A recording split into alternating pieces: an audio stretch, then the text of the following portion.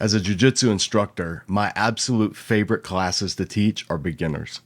I'm not one of those black belts that only wants to teach the advanced students or the competitive students.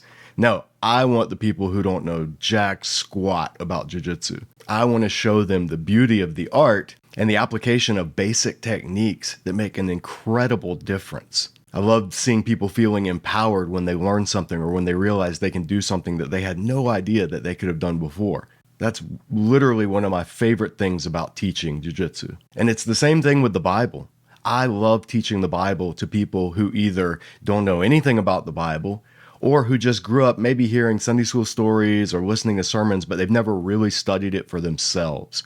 Those are my absolute favorite people to teach. Now, I don't mind talking nerdy and getting into all the details and the background and the Hebrew and Greek and all of that stuff with other scholarly Bible nerds out there, but nothing really compares to me to guiding someone through Scripture in detail for the first time. In this episode, we're going to look at Exodus. If you haven't caught previous videos in this series, go back and check them out. They're in the Bible Backgrounds playlist here on Disciple Dojo's YouTube channel. And while you're doing that, we would really appreciate it if you would click the subscribe button, and even more so if you would click the notifications icon, because that tells YouTube, hey, we want to see more from this channel, and that helps bump us up in the algorithm. So if you could do that, it doesn't cost you anything, and it really, really helps us out.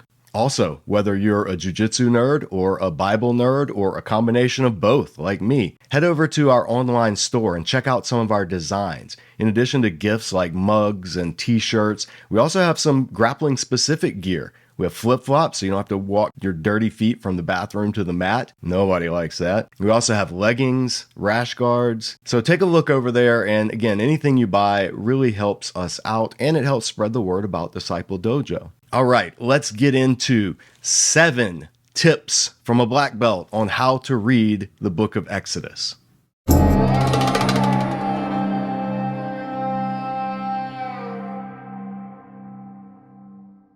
Tip number 1, forget all of the cartoons, forget all of the movies, forget the talking vegetables or the storybook Bibles, and just read the book. Get a translation you can understand and read the book of Exodus. Don't read a story here and a story there. Read the whole book. And when you've done that, pick up another translation and read it again. Familiarity with the book will help you see the big picture, and it'll help dispel some of the caricatures that a lot of the pop culture renditions of Exodus often reinforce. Yes, the Simpsons episode where they fall asleep in church and Bart dreams about the Exodus. It was hilarious. It made me laugh. It was in no way reflective of the actual Exodus account. So make sure you know the real story. Then when you see other renditions of it, whether it's Prince of Egypt, whether it's Charlton Heston and the Ten Commandments, whether it's that abysmally awful Ridley Scott version a few years ago, you will be able to engage and intelligently criticize and interact with any of those depictions if you know the book itself. So that's tip 1, read the book. Tip 2, read the book in its covenant context.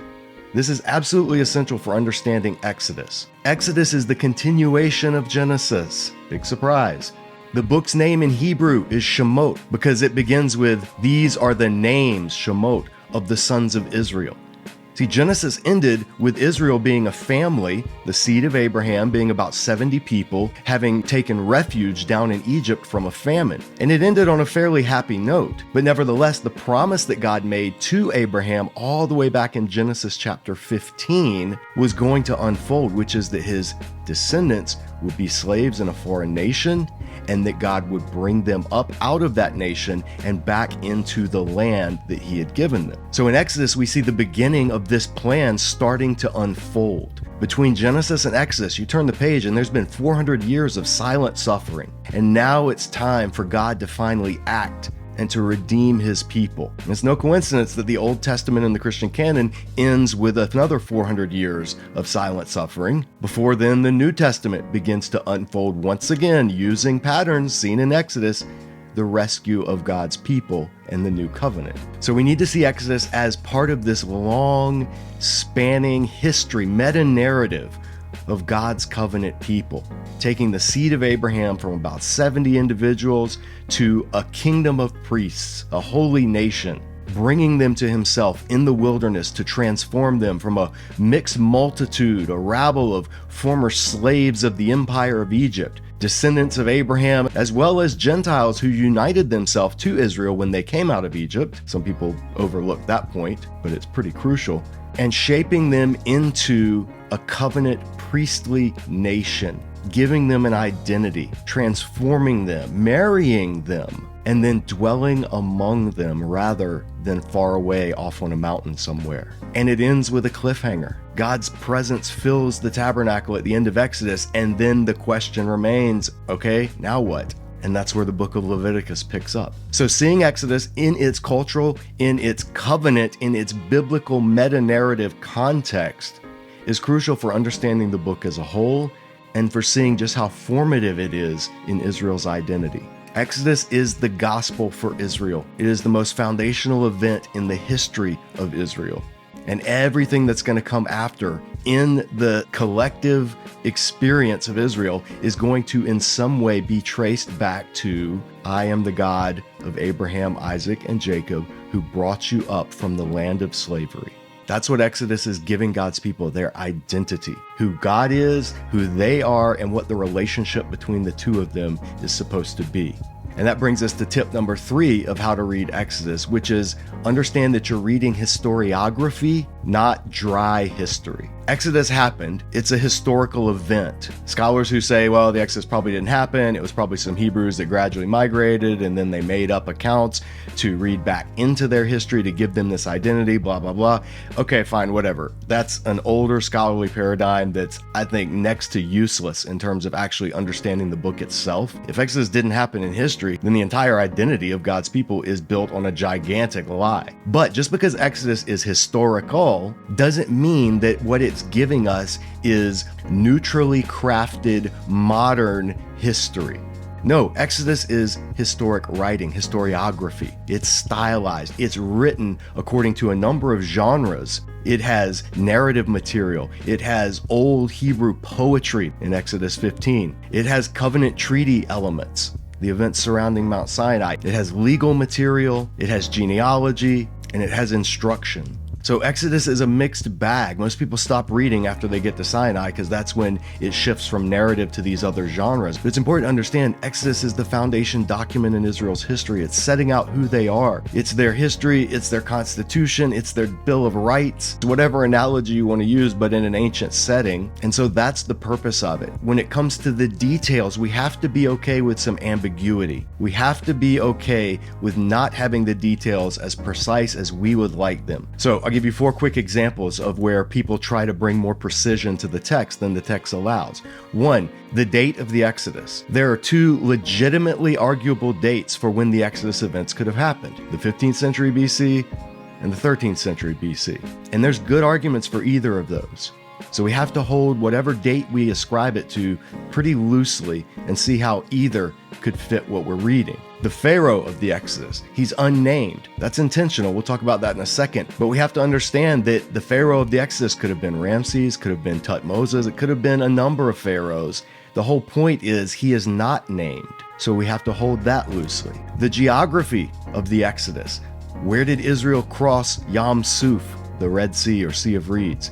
Where is Mount Sinai, Mount Horeb? There's legitimate debate and there are numerous proposals. We've done a video here this summer on all of those different theories. And if that's something that interests you, definitely check it out. It was fun to do. Get Google Earth out and kind of look at the possible routes and the actual mountains that have been suggested as Mount Sinai. But once again, whatever you conclude on that, you have to hold it loosely, as you do with the numbers that are found in the book of Exodus. Numbers aren't always literal exact numbers. Sometimes they're estimates. Sometimes they're rounded off. Sometimes they're symbolic numbers. Sometimes there's even a question of how you translate the word itself. So when you read that 600,000 men came up out of Egypt, which would put the population of all of Israel at around 2 to 3 million, which seems almost impossible to even comprehend, it's helpful to realize that that word translated as thousand is Aleph, and Aleph can mean thousand, and it does mean thousand a lot of times, but it can also mean something like clan or regiment or tribe, and it has that meaning elsewhere in Scripture. So you could have 600,000 men coming up out of Egypt, or you could have 600 regiments, 600 clans of fighting men coming out at the Exodus. And how you interpret that will determine how you view the geopolitical reality of the Exodus itself and what you look for when you're looking through archaeology and recreations of how this might have unfolded. So whatever you conclude on things like the numbers of the Exodus, the location of Yam Suf, Mount Sinai, the date of the Exodus, which Pharaoh it was, just hold those details loosely, because those aren't what the text itself seems to focus on.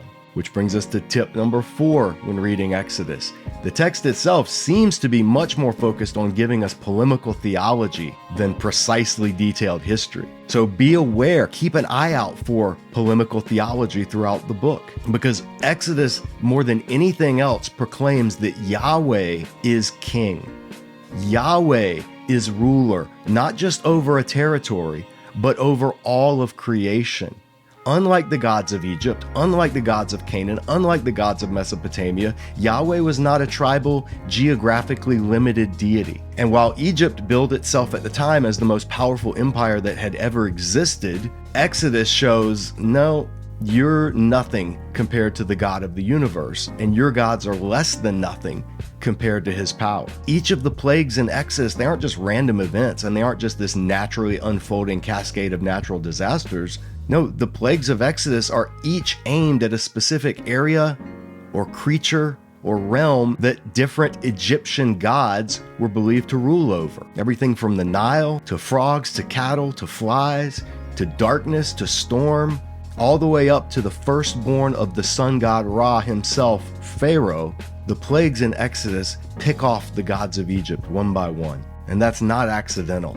Egypt is equated with the sea, with the chaos serpent, with Rahab, as it's called in the ancient Near East. And so the Exodus itself is a polemic against the evil of the Egyptian empire and the would-be divine king Pharaoh. The pharaohs who spent all of their time organizing monuments to themselves, ensuring that their name would last throughout Egyptian history, don't even get named in Exodus. That's not accidental. The descriptions of God's temple that he has his people build after his victory over their enemies, this tabernacle with its priesthood, contains all of this Eden imagery that harkens back to Genesis and that has resonances throughout the ancient Near East as well. That is not accidental. Now, we've done a whole video series here at Disciple Dojo that unpacks these, so check out the Bible Backgrounds playlist, because we go into much more detail on things like this that the average reader just doesn't know, and that's fine. That's why we do what we do here. But just know, as you're reading Exodus, you're reading polemical theology in the highest degree. And you're reading God's saving of his firstborn son. He literally refers to Israel as my firstborn son. And that brings us to tip number 5 when reading Exodus.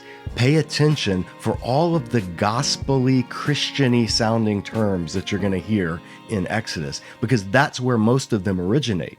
We think of things like getting saved, salvation, deliverance, redeemed, redemption, the elect, sanctified, consecrated, holiness. We think of these things as primarily having to do with New Testament inward faith, but these terms all come from Exodus. The entire pattern, the entire paradigm of salvation in the New Testament is the Exodus event.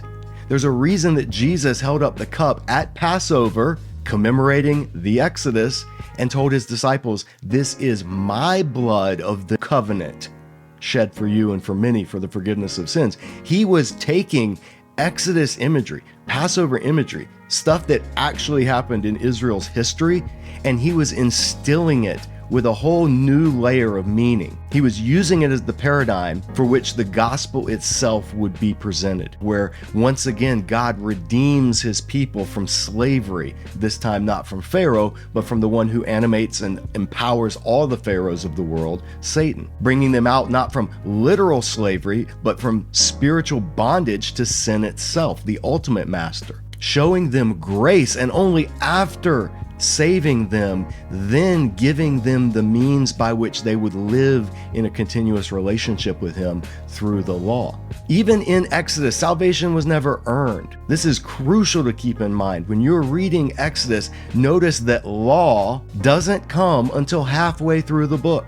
The law is given in chapter 20. Salvation is everything before that. It's not like this is a common, mostly Protestant misunderstanding of biblical theology and of Old Testament Israel. Israel did not think they had to earn their salvation by keeping the law. Israel always saw the law as a reflection of God's grace. The law was never how you got saved.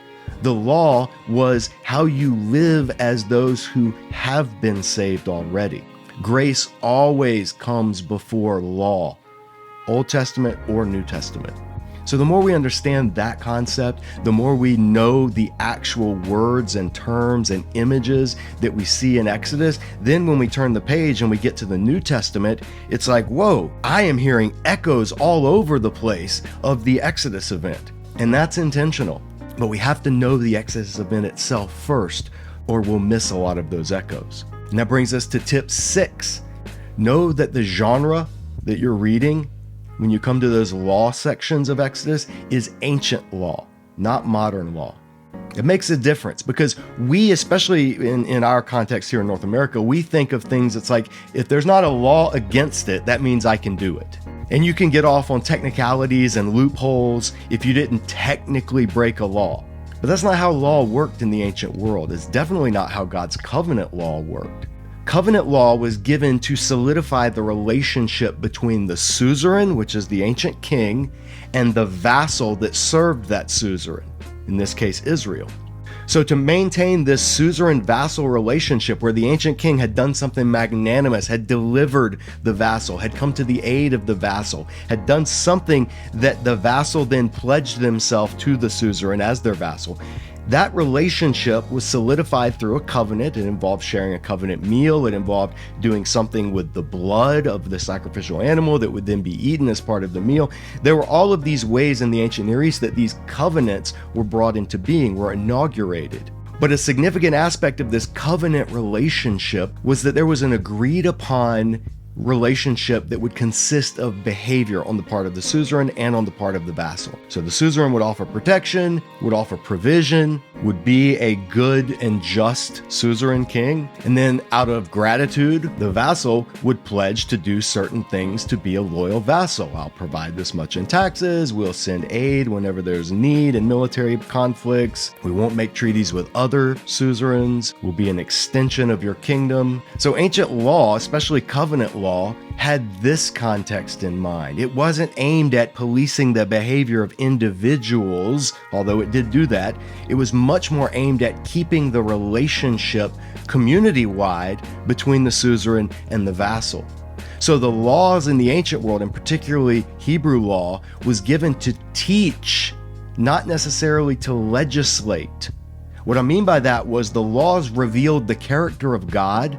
The laws gave God's people the type of God he was and the type of relationship he expected of his people, what types of things would please him as their king. The law was not a written code that legislated every possible scenario in exhaustive detail. I mean, there are some apodictic laws. There are some like thou shalt not, end of story.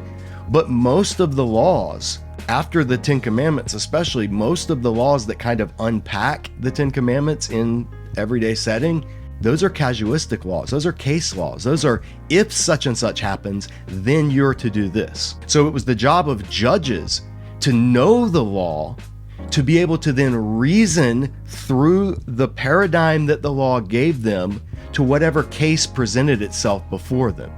So the law wasn't primarily what we think of today as modern legal legislation. It was Torah. Torah comes from the verb yara. It means to point.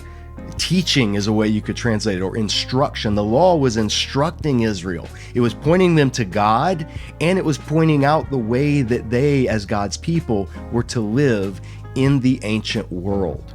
So if we are reading the law, then we have to read it as that. It's not our covenant law if we're new covenant believers. We don't live under Torah law anymore. But the principles of the lawgiver are still the same. So our job when we're reading the law is to say, what is the principle behind this law? How would this law make a difference in that ancient cultural setting? Understand that principle. Then look at ways in our setting today where that law's principle can be applied. That's how we keep the law as new covenant believers. Now, there's a lot that could be said on that. This is an intro level lesson. This is not black belt level. So if you want to go deeper on that concept, in our course here at Disciple Dojo, Bible for the Rest of Us, we have an entire session on how to interpret and how to live out Old Testament law sections, whether it's Exodus, Leviticus, Deuteronomy. We also have a podcast series and video here on Disciple Dojo, our playlist, Exodus, God is King. It came out right around the time of the movie Exodus, Gods and Kings. It walks chapter by chapter through the entire book of Exodus. So if this video piques your interest and you're like, all right, I'm ready to start, I want to read Exodus, but you kind of need a guide, you want kind of a more than an introductory lesson, so to speak, then check out that video series and follow along each week as you read through the book yourself. You'll see all the ways in which this book is incredibly applicable and incredibly profound, even for those of us living in the New Testament era. And speaking of resources, that brings us finally to tip number 7. Get good resources. Now, when it comes to study Bibles, see the study Bibles that we talked about in our last video on Genesis, because those are the exact same ones I think do the best job when it comes to Exodus. Then after study Bibles, you may want to look at some commentaries. And I'll give you 3 this time that I think are worth noting. The first one is The Story of God Bible Commentary by Christopher Wright on Exodus. Anything by Christopher Wright, you should just get and read. That's always going to be my recommendation from Disciple Dojo. But this is a good commentary that you don't have to have any technical knowledge of Hebrew. It doesn't get bogged down in a lot of those scholarly arguments about the date of the Exodus or the composition theories and all of that stuff. It just gives you the overview of Exodus within the overall story of the whole Bible, which is what the Story of God Bible Commentary series focuses on as a whole. So this volume by Wright, Christopher Wright, recommend it. Another one I recommend is the volume in the Interpretation series. This one's by Terence Fretheim. I can never pronounce his name. I've only seen it written. Regardless of how you pronounce Terence's name, this is a great commentary. It walks you through Exodus and sort of helps you interpret the theological themes of the book itself. It's from a more mainline, some might say liberal perspective, but the insights and the observations that you find in this are excellent. And I've definitely learned a lot from it in teaching Exodus over the years.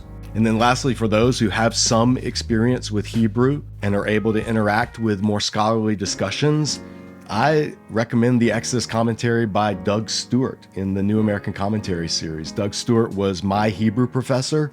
I was in his Hebrew class while he was writing this commentary. So a lot of the insights from this commentary are things that we discussed in detail in his Hebrew class, where we literally just translated the entire book of Exodus and then talked through it chapter by chapter, looking at the grammar and the syntax and the vocabulary and all of the Hebrew idiosyncrasies that the text has. So I recommend this commentary, even if you disagree with some of Stewart's conclusions, which I do from time to time. It really does interact in much more detail with the historicity and the background of the Exodus as it's written in the text. In addition to those, I want to point out 3 more resources that aren't commentaries, but will shed light on how you read Exodus that I have found incredibly helpful in my own teaching on Exodus over the years. When it comes to understanding the symbolism of those later chapters of Exodus, the tabernacle, the priesthood, the offerings, the law, Vern Poythress's book, The Shadow of Christ and the Law of Moses, is wonderful. Particularly the first half of the book where he unpacks the tabernacle symbolism. Later in the book, when he starts to get into some of the laws and how the laws can be applied today and this and that, I don't track with him quite as much, but the first half of this book is worth the price of the entire book alone. Amazing unpacking of the detail and the theological significance of the imagery you find in the tabernacle and the priesthood system. And for those who want to know more about polemical theology and how Exodus and other books of the Old Testament use concepts from the ancient Near East, but in a way that subverts them or repurposes them for rhetorical points that the authors of Scripture want to make, I recommend John Currid's little book, Against the Gods. I say little, it's not very long, it's a short one, but this is great. He goes into other ancient cultures and how they presented certain things, and then how those concepts find their way into the Exodus account, and what that then is saying about the author of Exodus and their view to the gods of the surrounding people. So this is a great, engaging little book. I definitely recommend it. Don't be fooled by its size. There is some powerful stuff in here. And then lastly, if you are just starting out and you don't know much about the Old Testament, the law,